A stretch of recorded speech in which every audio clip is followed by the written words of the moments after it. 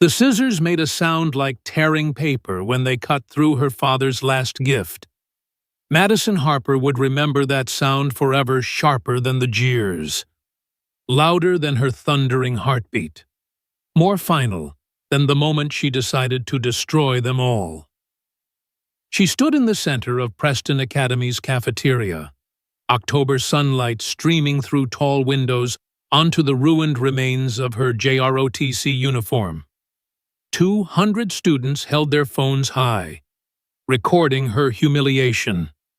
Blake Sterling still gripped the scissors, his lacrosse teammates forming a wall of privilege behind him. Blood from her finger caught by the blade dripped onto the Italian marble floor, each drop worth more than her father's monthly salary. "Now you match what you really are," Blake said, loud enough for every camera. "Trash!" Madison didn't move, didn't speak. She simply stared at the challenge coin that had fallen from her torn pocket, her father's FBI coin from before his breakdown, before her mother left, before everything that made her who she was. The inscription faced up fidelity, bravery, integrity. She would burn their kingdom down with those 3 words. 3 weeks earlier, Madison had been invisible. That's how scholarship students survived at Preston Academy, where Connecticut's elite paid $65,000 a year to guarantee their children's futures. She woke at 5:30 for physical training, made breakfast for her autistic brother Ethan, and arrived at school precisely 45 minutes early to avoid the parking lot social hierarchies. Her JROTC uniform was her armor pressed to military perfection, brass, gleaming, a visible reminder that she belonged to something beyond Preston's money-soaked walls. If you're feeling that rush of what's going to happen next, hit that like button. It really helps more people discover these stories. And if you want to share where you're watching from, drop it in the comments below. For those who want to support more stories like this one, there's a thanks button right under this video. Every contribution, no matter how small, helps me bring you more inspiring tales of courage and standing up for what's right. Thank you for being here. Now, let's see what happens when push comes to shove. Her father had taught her to press that uniform when she was 14. His hands still steady, then despite the nightmares that made him pace their small house at 3 in the morning. "Every crease is a decision," Jack Harper had said, guiding her hands along the iron. "Every shine on that brass is a promise. You wear this uniform. You carry something bigger than yourself." He'd been in his FBI windbreaker that morning, heading out to teach his criminal justice course at the community college, the only job that would hire a decorated agent after his public breakdown during the Stanford corruption case. Madison had watched him leave, noticing how his shoulders still squared when he wore anything with a badge, even if it was just a faculty ID. That invisible shield worked until the morning she opened her school email to find an attachment labeled insurance. No sender name, no message. Just an Excel file that would crack Preston Academy's foundation like a sledgehammer against old marble. The spreadsheet contained 2 columns, names and numbers. But Madison recognized what she was looking at immediately. Her father had shown her enough evidence logs to know criminal documentation when she saw it. SAT scores in the left column, dollar amounts in the right, and there, highlighted in yellow, like a confession, was Blake Sterling III 1590 SAT, $75,000. Madison stared at the screen in the empty computer lab, her training kicking in automatically. Screenshot, forward to personal email, save to cloud, create physical backup on USB, chain of custody. Her father's voice whispered, "Documentation wins cases." She should have stopped there. Should have sent an anonymous tip to the college board and walked away. But scrolling down, she found more names: 47 students across 3 states, $2.3 million in payments. And at the bottom, a routing number she recognized from helping her father research his old cases: Sterling and Associates escrow account. Blake's father wasn't just protecting his son, he was running the entire operation. The confrontation came faster than expected. Madison had been careful using the library's computers, creating anonymous email accounts, routing everything through VPNs her father had taught her to use. But Preston Academy's walls had eyes, and money bought loyalty from surprising places. She was loading textbooks into her locker when Blake appeared, flanked by Hunter Pemberton and 3 other lacrosse players. The hallway emptied like water down a drain, students suddenly remembering urgent appointments elsewhere. "Interesting email the college board received yesterday," Blake said, leaning against the lockers. His voice carried the lazy confidence of someone who'd never faced a consequence he couldn't buy his way out of. "Anonymous tip about testing irregularities. You wouldn't know anything about that, would you?" "Soldier girl." Madison kept her back to him, methodically arranging her books. "I don't know what you're talking about." "See? That's funny." Blake stepped closer. She could smell his cologne, something expensive, that probably cost more than her family's grocery budget. "Because the IT department says the email came from a computer you logged into. Digital fingerprints are a bitch." "Aren't they?" "The IT department? Of course. Mr. Garrison, whose son played lacrosse at Yale thanks to a miraculous score improvement junior year." Madison felt the walls closing in, but kept her voice steady. "Public computer. Anyone could have used it after me." Blake laughed, a sound like breaking glass. "You know what your problem is, Harper. You think those rules you memorize, that uniform you worship, that code of honor bullshit, you think any of it matters here. My father owns half the judges in this county. The other half owe him favors. You're playing a game you've already lost." He was probably right. In the Preston Academy ecosystem, Madison was prey among predators. But she'd learned something from watching her father's career implode. Sometimes being right mattered more than winning. "Maybe," she said, finally turning to face him, "but you still cheated. And deep down, under all that money and privilege, you know you're not smart enough to earn what you're trying to steal." The silence stretched like a held breath. Blake's face shifted through several expressions: surprise, rage, something that might have been hurt if he'd been capable of it. Then he smiled, and Madison knew she'd just declared war on someone who'd been training for battle his entire life. "You have no idea what you just started," he said softly. "But you're going to find out." The campaign began subtly. Madison arrived Monday morning to find her parking spot taken, forcing her to park in the visitors section and earn a detention for tardiness. Her combination lock had been superglued shut. Small things, petty things. She documented everything in a composition notebook, using her father's methodology: date, time, witnesses, damages. Tuesday escalated.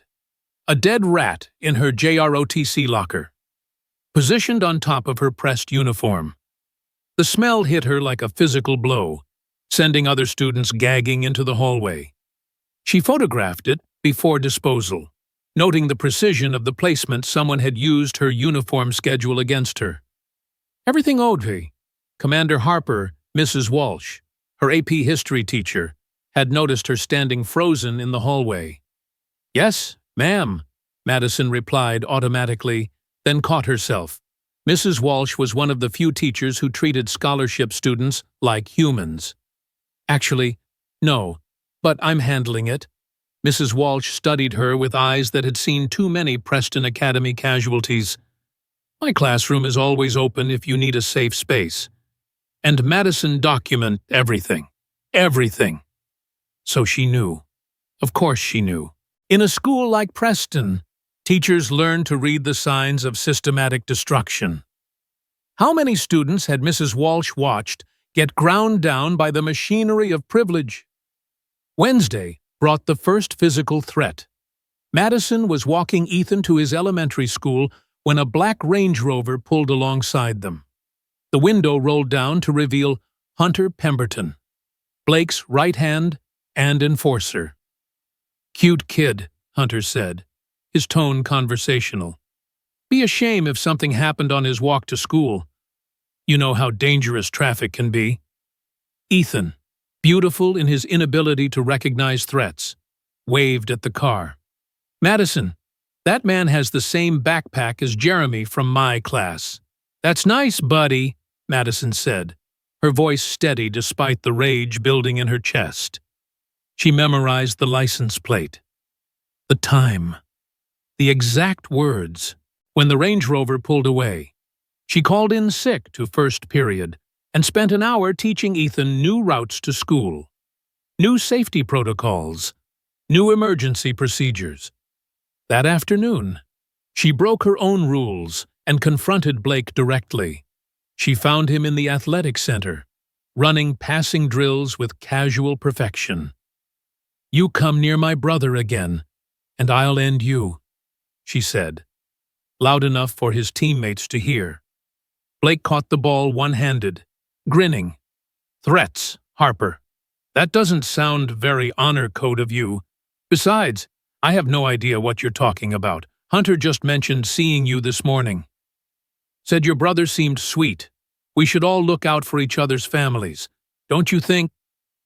The subtext was clear as a bell. Mutually assured destruction only worked when both sides had something to lose. Blake had everything. Madison had Ethan. "Why are you doing this?" she asked, genuinely curious under her anger.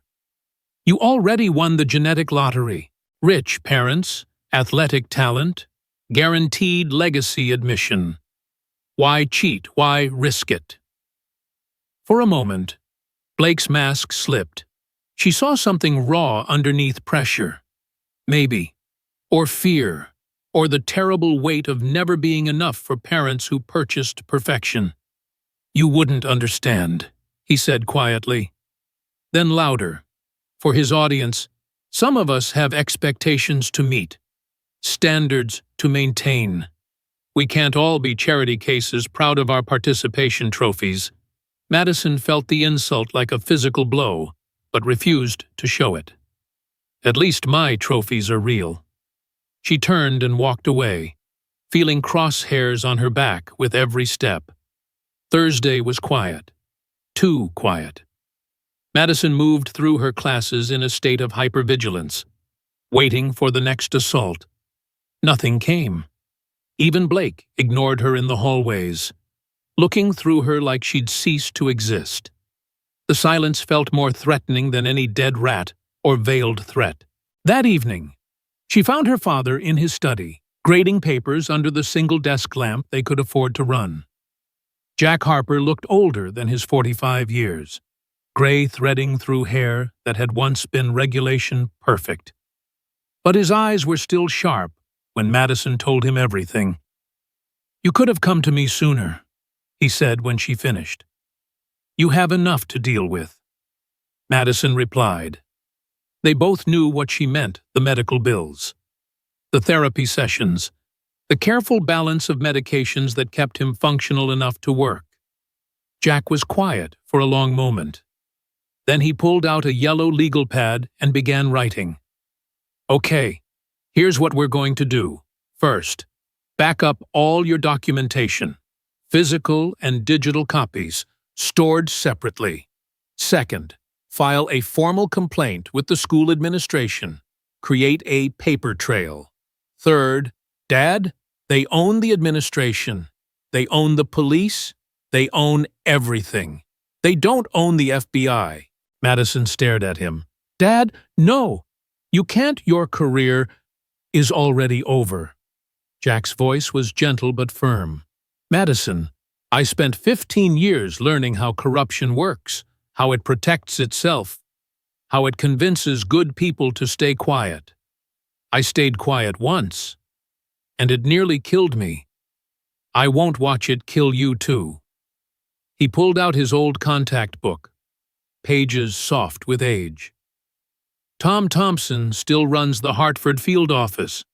We worked the Bridgeport case together. He's one of the good ones. And if Blake's father finds out, if they come after you... Jack smiled, the first real smile she'd seen from him in months. Let them try. I've got nothing left to lose except you and Ethan. That makes me dangerous in ways they can't imagine. Madison felt tears prick her eyes. She'd spent so long protecting him. She'd forgotten he'd once been the protector. Friday arrived like a storm front. Madison knew something was wrong the moment she entered Preston Academy. The hallways buzzed with anticipatory energy, students gathering in clusters, phones already out and ready. She made it to her locker without incident, but her hands shook as she worked the combination. Today's the day, Chloe Bennett whispered as she passed. Blake's ex-girlfriend looked pale, frightened. I heard them planning lunch. Be careful. Madison wanted to skip lunch, hide in Mrs. Walsh's classroom or the library, but running would only delay the inevitable. And part of her, the part that was her father's daughter, wanted to face whatever was coming. She entered the cafeteria at exactly 12:15 tray, balanced in steady hands. The noise dimmed as she walked to her usual table in the corner, away from the social hierarchies of the center tables. She made it 3 steps before Blake's voice cut through the air. Harper, got a present for you. He stood at his usual table, lacrosse team arrayed around him like a royal court. In his hand, Madison saw the gleam of scissors, not safety scissors, but the sharp fabric shears from the art room. See, we've been thinking, Blake continued, voice carrying to every corner of the now silent cafeteria. That uniform you're so proud of, it doesn't really suit you. Too clean, too official, too legitimate. Madison set her tray on the nearest table and turned to face him fully. What do you want? Blake, what I want is for you to remember your place. You're not a soldier. You're not an officer. You're a charity case playing dress-up in a uniform your drunk father probably stole from evidence lockup. The words hit their target. Madison felt heat rise in her face, but she kept her voice level. My father served this country with honor. What has yours done except help rich kids cheat their way through life? Blake's face darkened. He stepped forward, scissors catching the light. Last chance, Harper. Apologize. Admit you made a mistake with that email. Promise to keep your mouth shut, or things get uncomfortable. Madison thought of her father's coin in her pocket, of Ethan's innocent wave at Hunter's car, of every scholarship student who had been ground down by Preston's machinery, of Mrs. Walsh's tired eyes and Chloe Bennett's frightened whisper. No. The word dropped into silence like a stone into still water. Blake moved faster than she expected. One moment, he was 10 feet away. The next, he had her by the collar of her JROTC jacket. She heard the collective gasp, the scrape of chairs as students stood for better angles, the electronic chirp of phones switching to video mode. You know what your problem is. Blake's breath was hot on her face. You think that uniform means something. You think those rules and regulations and honor code bullshit protect you. But here's the truth. It's just fabric. And fabric cuts. The scissors flashed. Madison heard the sound like tearing paper. like ripping time, like the world splitting into before and after. Blake cut with theatrical precision, turning her collar to ribbons, slicing through the patches she'd earned, destroying the nameplate her father had pinned on her with shaking hands. She didn't fight, didn't cry. She stood perfectly still as he systematically destroyed the thing she'd been proudest of, feeling the weight of 200 cameras recording her humiliation. When the scissors caught her finger, drawing blood, she didn't even flinch. "There," Blake said, stepping back to admire his work. "Now you look like what you really are. Trash." Madison looked down at the ruins of her uniform. 3 years of perfect maintenance, destroyed in 30 seconds. Blood from her fingers spotted the fabric like accusations. Around her, the cafeteria held its breath, waiting for her response. Would she cry, run, fight, instead? Madison bent down and picked up a single piece of fabric, the piece with her father's unit insignia. She folded it carefully, precisely, and placed it in her pocket next to the challenge coin. Then she looked Blake directly in the eyes and smiled. "Thank you," she said, loud enough for every camera to hear. Blake blinked, thrown off script. "What, thank you?" Madison repeated. "You just committed assault with a weapon on federal property. JROTC uniforms are government issue. You recorded yourself destroying military property and drawing blood." She held up her bleeding finger. "And you did it in front of 200 witnesses who were kind enough to document everything." Blake's smirk faltered. Behind him, Hunter Pemberton had gone pale. Madison continued, her voice gaining strength. "My father taught me something before his breakdown, before your father's friends destroyed his career for trying to expose corruption. He taught me that evidence wins cases. That documentation beats intimidation. That the law, when properly applied, doesn't care how much money your daddy has." She turned, addressing the entire cafeteria now. "How many of you have been bullied into silence? How many have watched your futures get sold to the highest bidder while you worked twice as hard for half the recognition? How many of you are tired of pretending this is normal?" Silence. But she saw it in some faces: recognition, anger, the spark of something that might become courage. Madison looked back at Blake, who seemed to have shrunk somehow. "You asked what I want justice. And unlike you, I'm willing to work for it." She walked out of the cafeteria with her head high, ruined uniform and all. Behind her, the silence exploded into chaos, voices raised, arguments starting, the careful order of Preston Academy's social structure showing its cracks. In the hallway, Madison finally let herself shake. She leaned against the lockers, adrenaline making her knees weak. Her phone buzzed text from an unknown number. "USB in your car, under driver's seat. Everything from Blake's burner phone. C. Chloe." Madison felt a surge of hope. She wasn't alone in this fight. Another text, this one from her father. "Thompson wants to meet tonight. Bring everything." Madison looked down at her ruined uniform, at the blood still seeping from her finger, at the fabric piece in her pocket bearing her father's insignia. She thought of Ethan, of Mrs. Walsh, of every student who deserved better than Preston's corruption. Blake thought he'd won by destroying her uniform. He didn't understand that sometimes you had to tear something down to rebuild it stronger.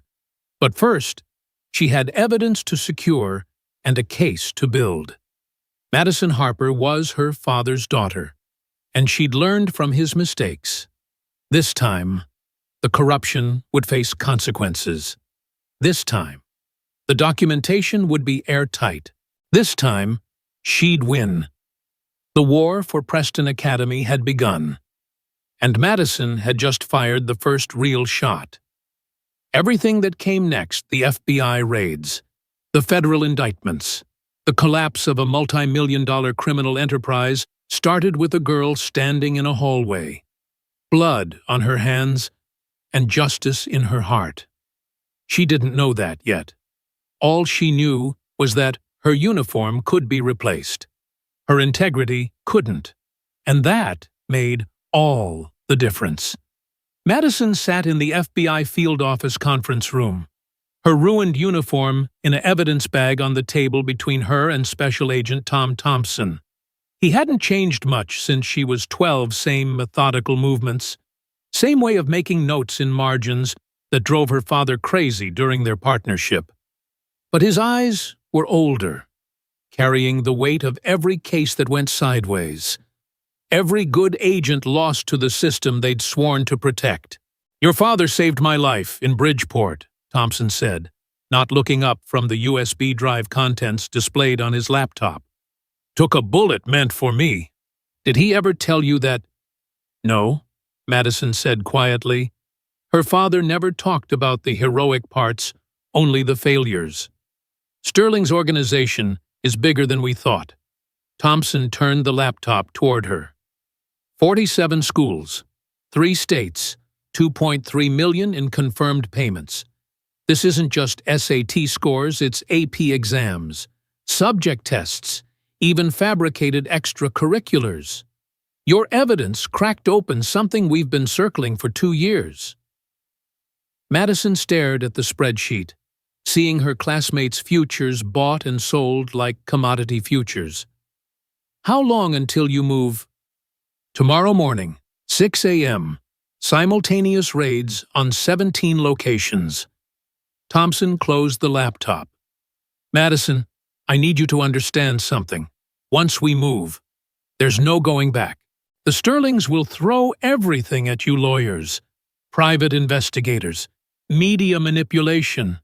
They'll dig through your life, your father's breakdown, your mother's abandonment. They'll paint you as a bitter scholarship student, trying to destroy successful families out of jealousy." "I know," Madison said. She'd already made peace with that devil's bargain. Thompson studied her. "You're 17 years old. You sure you want to carry this weight?" Madison touched the folded fabric in her pocket, her father's insignia, still spotted with her blood. "Someone has to." That night, she found her father in Ethan's room, reading the same Thomas the Tank Engine book for the 15th time. Her brother's need for repetition was absolute, his autism making change feel like physical pain. But tonight, Madison envied his certainty, his ability to find comfort in knowing exactly what came next. "Daddy," Ethan said, looking at Madison in the doorway, "why is Maddie's uniform broken?" Jack Harper met his daughter's eyes over Ethan's head. "Sometimes things have to break before they can be fixed. Buddy, like when we had to tear down the old shed to build the new one." "Oh." Ethan considered this. "Will Maddie's uniform be better when it's fixed?" "Yes," Madison said, entering the room. "Much better." Later, after Ethan was asleep, she sat with her father at the kitchen table, sharing coffee they couldn't really afford, and silence that said everything. The FBI paperwork was spread between them: witness statements, evidence logs, consent forms for the investigation. "You know what the hardest part was?" Jack said suddenly. "After Stamford, after the breakdown, it wasn't losing the job or the reputation, it was knowing I'd let them win, that I'd broken instead of bending." "Dad, no, let me finish." He wrapped both hands around his mug, anchoring himself. "I see you heading down this path, and part of me wants to stop you, protect you, tell you to let it go, transfer schools, survive until graduation. But that's the coward talking, the man who broke." Madison reached across the table, covering his shaking hands with her steady ones. "You didn't break, Dad. You survived. There's a difference." "Is there?" His laugh was bitter. "I've been hiding in this house for 3 years, teaching community college students about a justice system I couldn't face. What kind of example is that? The kind that taught me to document everything, to build airtight cases, to know when to fight and when to wait." Madison squeezed his hands. "You didn't fail, Dad. You were alone. I'm not." Jack's eyes filled with tears he'd trained himself not to shed. "When did you become the parent?" "The day Mom left," Madison said simply. "Someone had to be." They sat in silence until Madison's phone buzzed. Text from an unknown number. "They know. Get out. Now. H. Hunter." Madison showed her father the message. "Go," Jack said immediately. "Take Ethan to Aunt Sarah's. I'll handle whatever comes here." "Dad, no." That wasn't a request. "Commander Harper." The use of her JROTC title stopped her cold. Jack stood, and for the first time in years, Madison saw the FBI agent he'd been skilled, determined, dangerous when cornered. "Go," he repeated. "Now." Madison woke Ethan, telling him they were having a surprise sleepover at Aunt Sarah's. He accepted this disruption to routine with unusual calm, as if sensing the urgency beneath her careful words. They were backing out of the driveway when the black SUVs appeared, not FBI. She recognized the type: private security, Sterling's cleanup crew. She drove carefully, obeying every traffic law while her heart hammered against her ribs. In the rearview mirror, she saw one SUV stop at their house while another followed her. Her phone rang. Mrs. Walsh. "Madison, where are you?" "Driving. Being followed." "Come to my house. Now. Bring your brother." "Mrs. Walsh, I can't involve you. 22847 Maple Street. Gray Victorian with the rose garden. I have security cameras and a lawyer husband who hates bullies. Move." Madison had never heard her AP history teacher sound so fierce. She took 3 random turns, using techniques her father had absently taught during their drives, and lost the SUV in the residential maze of West Fairfield. Mrs. Walsh met them at the door in pajamas and combat boots, ushering them inside quickly. "Ethan, would you like to meet my cats? They're very friendly, and one of them loves Thomas the Tank Engine." As her brother was distracted by felines and kind lies, Mrs. Walsh pulled Madison into the kitchen, where a man sat at the table mid-40s. Sharp eyes, law degree from Yale, visible on the wall. "Robert Walsh," he said, standing to shake her hand. "Diane's told me everything. I've already called 3 colleagues. Sterling's team is good, but they're corporate lawyers playing at criminal law. We're better. I can't afford—" "You're not paying," Diane Walsh interrupted. "Consider it 20 years of back pay for every scholarship student I couldn't protect." Madison felt tears threaten for the first time since the scissors. "Why are you doing this?"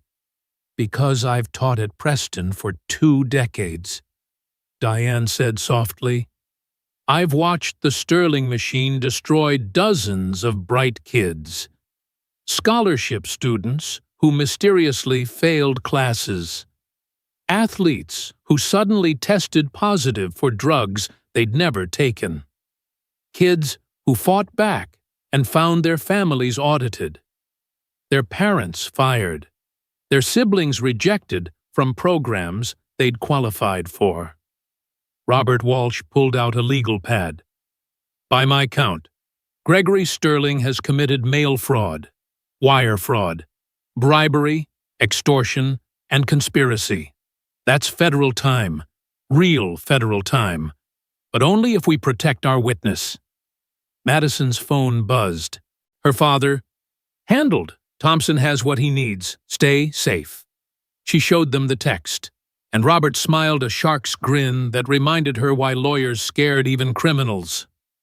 Good. Now we wait for morning. 6 a.m. came like thunder. Madison watched from Mrs. Walsh's living room window as the news broke on every channel. FBI agents in blue windbreakers swarming Preston Academy. Gregory Sterling led out of his Riverside mansion in handcuffs. School board members arrested at their homes. The Princeton Testing Service headquarters surrounded by federal vehicles. Her phone exploded with messages.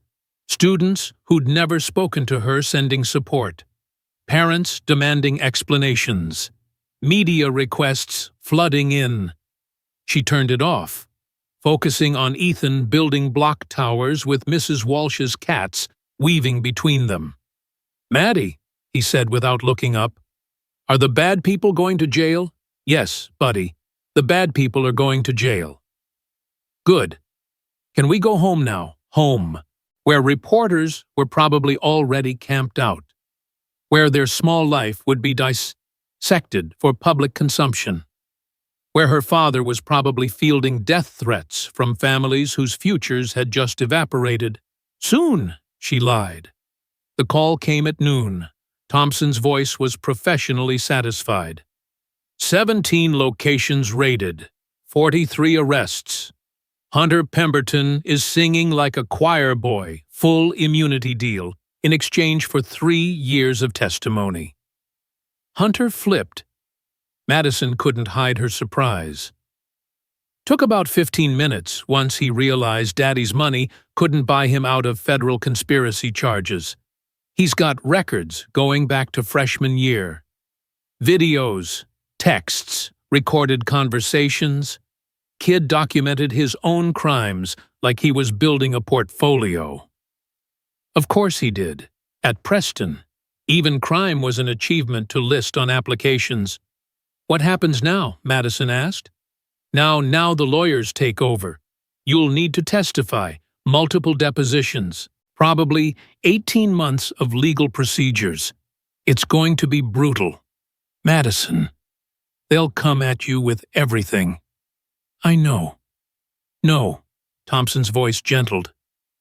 "You don't. But you will." He was right. The first deposition lasted 9 hours. Madison sat in a conference room that cost more per hour than her father made in a week, facing a phalanx of defense attorneys who treated her like a hostile witness in her own case. "Miss Harper, isn't it true your father was forcibly retired from the FBI after a psychological breakdown?" "He was medically retired after PTSD from the Stamford case." "Yes. A case where he accused prominent citizens of corruption without evidence, with evidence that was destroyed by—" "Just answer the question, Miss Harper." It went on like that. Every detail of her life excavated and examined. Her mother's abandonment twisted into evidence of family instability. Ethan's autism presented as another burden that might drive someone to desperate measures. Her scholarship portrayed as charity she'd failed to appreciate properly. Robert Walsh sat beside her, objecting when he could. But depositions weren't trials. There was no judge to sustain objections, no jury to convince. Just hours of surgical character assassination designed to make her quit. She didn't quit. Blake's deposition was different. Madison watched through glass as federal prosecutors systematically destroyed his carefully constructed image. Without his father's coaching, without his teammates' backup. Blake crumbled. He cried not pretty tears, but ugly, snotty sobs that made him look exactly as young as he was. He promised it was normal, Blake kept saying. Everyone does it. That's what he said. Everyone who matters. For a moment, Madison felt something almost like pity. Then she remembered the scissors, the dead rat, the threat against Ethan. Pity evaporated like morning mist. The trial itself was anticlimactic. No dramatic courtroom speeches, no surprise witnesses, just methodical presentation of evidence that painted a picture of systematic fraud stretching back decades. Gregory Sterling had turned college admissions into a criminal enterprise, and he'd done it so brazenly that he'd kept spreadsheets. Madison testified for 3 days. By the end, she felt hollowed out, every emotion scraped raw. But she looked Gregory Sterling in the eye as she described finding the evidence, and she didn't flinch when his lawyer tried to paint her as a vengeful child.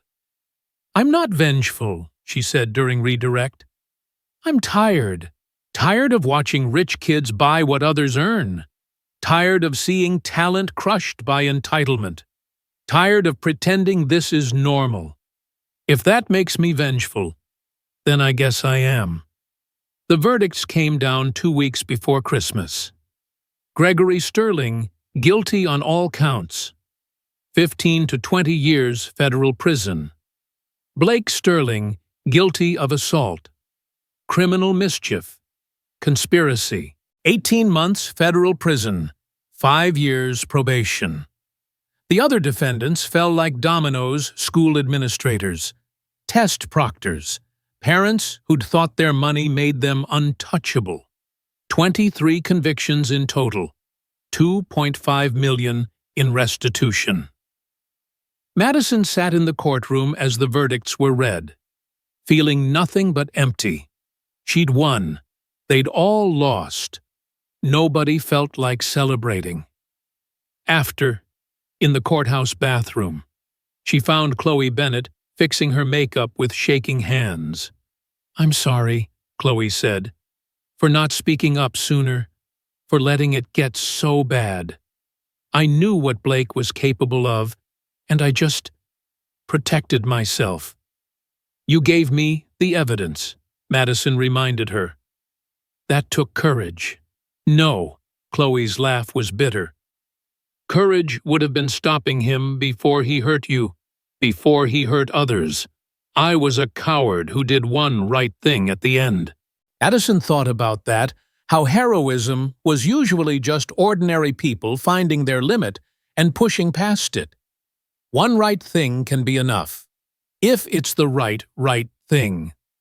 They stood in silence, two girls on opposite sides of Preston's divide, united by their refusal to let Blake Sterling own their stories. The settlement negotiations took months. Preston Academy's insurance company, facing both criminal liability and a massive civil suit, finally offered $2.1 million. Robert Walsh pushed for more, but Madison was tired of fighting. "Take it," she told him. "Just make sure it does something good." She used some money for Ethan's therapy, some for her father's medical bills. The rest went into something she'd been planning since that day in the cafeteria, the Harper Foundation, providing legal support for bullied students nationwide. The first office was tiny, just 2 rooms in a strip mall between a tax service and a bubble tea shop.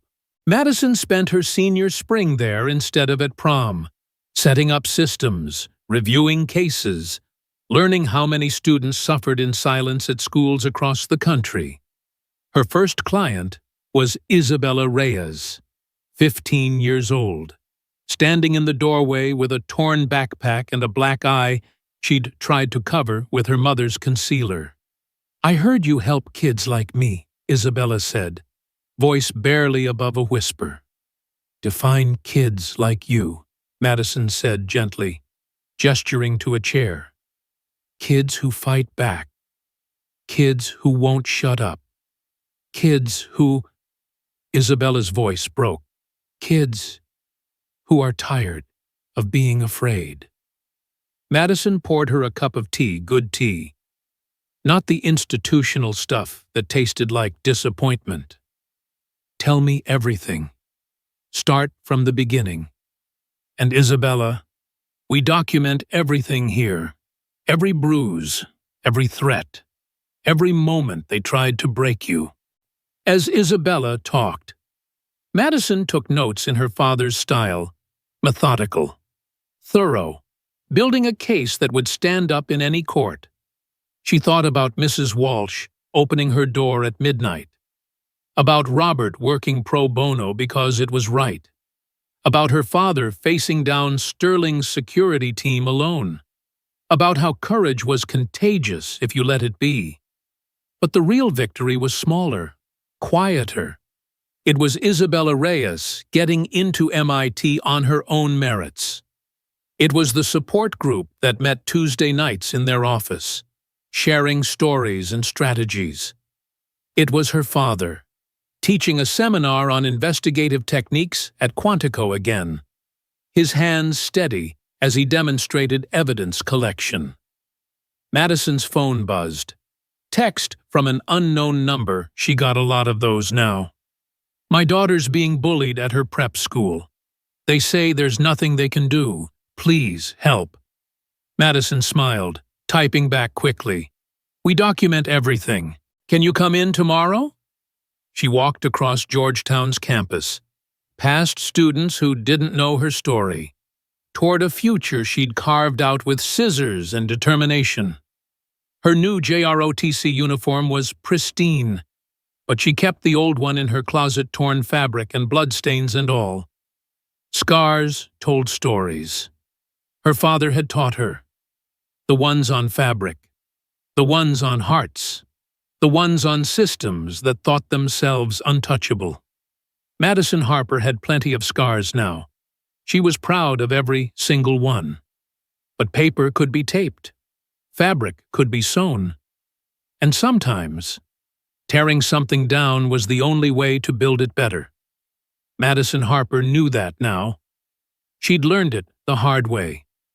The only way that mattered by living it, documenting it, and refusing to let it break her. The war for Preston Academy was over. The war for every other Preston was just beginning. And Madison Harper was ready for all of them.